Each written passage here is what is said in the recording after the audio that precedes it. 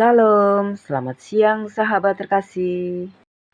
Hari ini kita akan merenungkan firman Tuhan dari 1 Raja-Raja 18 ayat 20 sampai 39. Peristiwa di Gunung Karmel ini menunjukkan bahwa hanya Tuhanlah Allah yang hidup dan berkuasa. Mari kita membaca dan merenungkan firman Tuhan bersama-sama.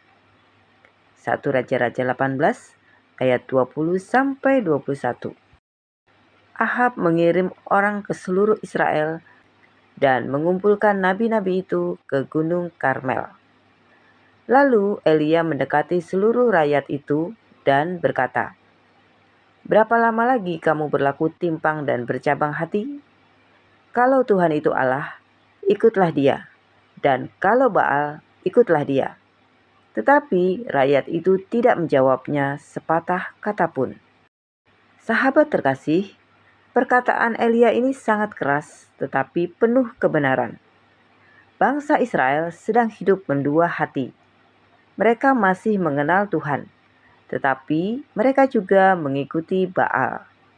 Mereka ingin Tuhan, tetapi mereka juga ingin dunia. Dan bukankah itu yang sering terjadi hari ini? 1 Raja-Raja 18 ayat 22 sampai 24. Lalu Elia berkata kepada rakyat itu, "Hanya aku seorang diri yang tinggal sebagai nabi Tuhan. Padahal nabi-nabi Baal itu ada 450 orang banyaknya. Namun baiklah, diberikan kepada kami 2 ekor lembu jantan. Biarlah mereka memilih seekor lembu, memotong-motongnya, menaruhnya ke atas kayu api, tetapi mereka tidak boleh menaruh api.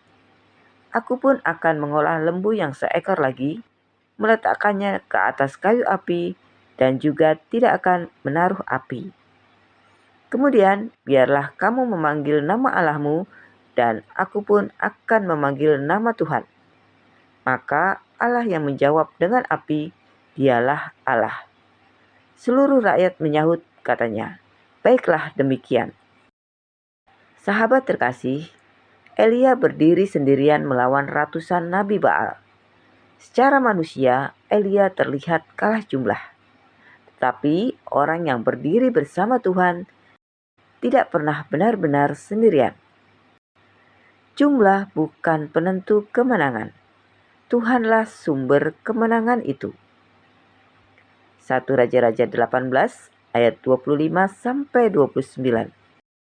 Kemudian Elia berkata kepada nabi-nabi Baal itu, "Pilihlah seekor lembu dan olahlah itu dahulu, karena kamu ini banyak. Sesudah itu panggillah nama Allahmu, tetapi kamu tidak boleh menaruh api." Mereka mengambil lembu yang diberikan kepada mereka, mengolahnya dan memanggil nama Baal dari pagi sampai tengah hari. Katanya, "Ya Baal, jawablah kami." Tetapi tidak ada suara, tidak ada yang menjawab. Sementara itu, mereka berjingkat-jingkat di sekeliling mezbah yang dibuat mereka itu. Pada waktu tengah hari, Elia mulai mengejek mereka. Katanya, "Panggillah lebih keras. Bukankah dia Allah? Mungkin dia merenung. Mungkin ada urusannya. Mungkin ia bepergian. Barangkali ia tidur dan belum terjaga." Maka mereka memanggil lebih keras serta menoreh-noreh dirinya dengan pedang dan tombak, seperti kebiasaan mereka, sehingga darah bercucuran dari tubuh mereka. Sesudah lewat tengah hari, mereka kerasukan sampai waktu mempersembahkan korban petang. Tetapi tidak ada suara, tidak ada yang menjawab, tidak ada tanda perhatian. Sahabat terkasih, nabi-nabi Baal berteriak, menari, bahkan melukai diri mereka sendiri. Tetapi Alkitab berkata, tidak ada suara. Baal tidak bisa menjawab, karena Baal bukanlah Tuhan yang hidup. Ini menggambarkan dunia tanpa Tuhan. Banyak orang mencari damai dari uang, jabatan, popularitas, dan kekuatan manusia. Tetapi semua itu tidak pernah benar-benar memuaskan hati manusia. Hanya Tuhan yang hidup yang mampu memberi damai sejahtera. Segala sesuatu di dunia bisa mengecewakan, tetapi Tuhan tidak pernah gagal menolong anak-anaknya. 1 Raja-Raja 18 ayat 30. Kata Elia kepada seluruh rakyat itu, "Datanglah dekat kepadaku." Maka mendekatlah seluruh rakyat itu kepadanya. Lalu ia memperbaiki mezbah Tuhan yang telah diruntuhkan itu. Sahabat terkasih, mari kita perhatikan bagian ini. Sebelum api Tuhan turun, Elia memperbaiki mezbah terlebih dahulu. Mezbah berbicara tentang hubungan dengan Tuhan. Dan mungkin hari ini ada banyak mezbah yang mulai runtuh dalam hidup orang percaya. Doa mulai hilang, saat teduh mulai ditinggalkan, hubungan dengan Tuhan mulai dingin. Tuhan rindu kita kembali membangun mezbah itu. Karena pemulihan rohani selalu dimulai dari hubungan yang dipulihkan dengan Tuhan. 1 Raja-Raja 18 ayat 31 sampai 35.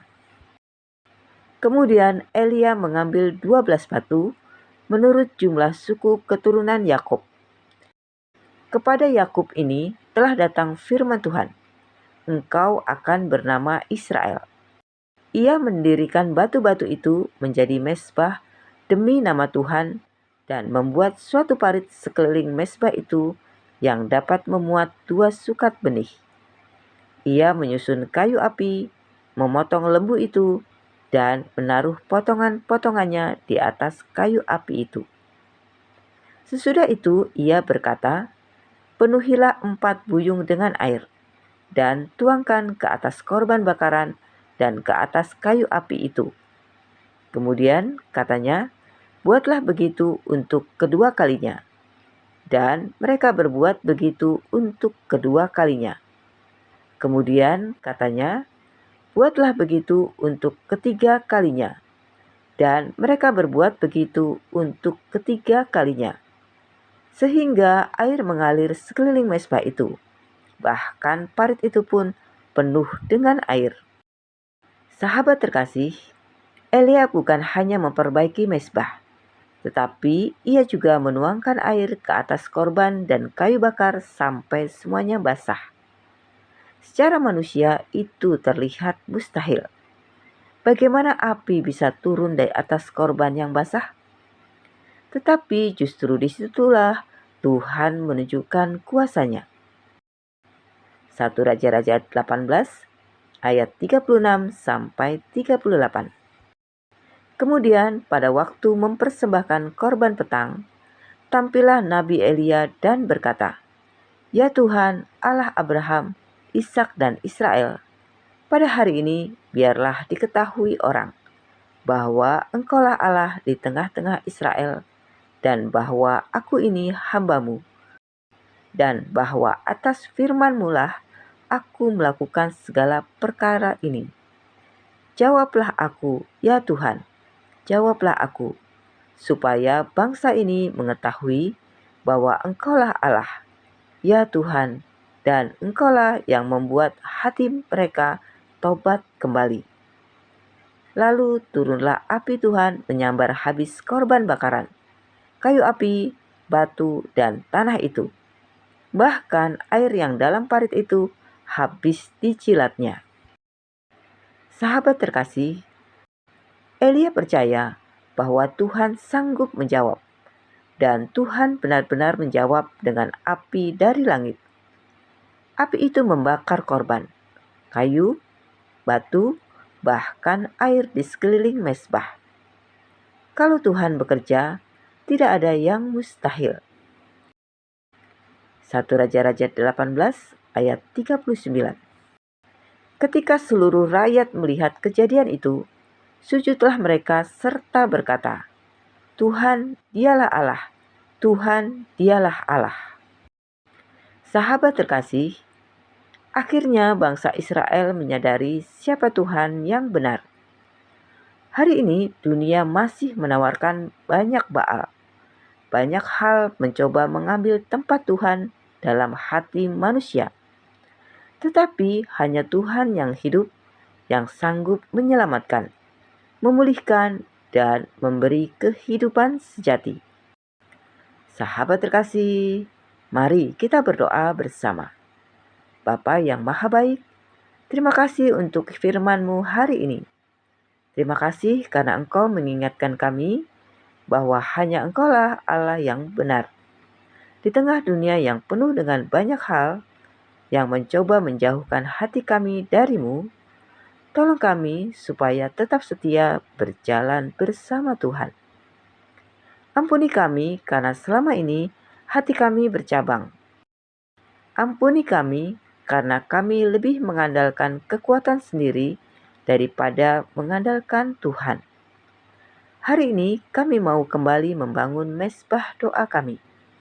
Kami mau kembali dekat denganmu.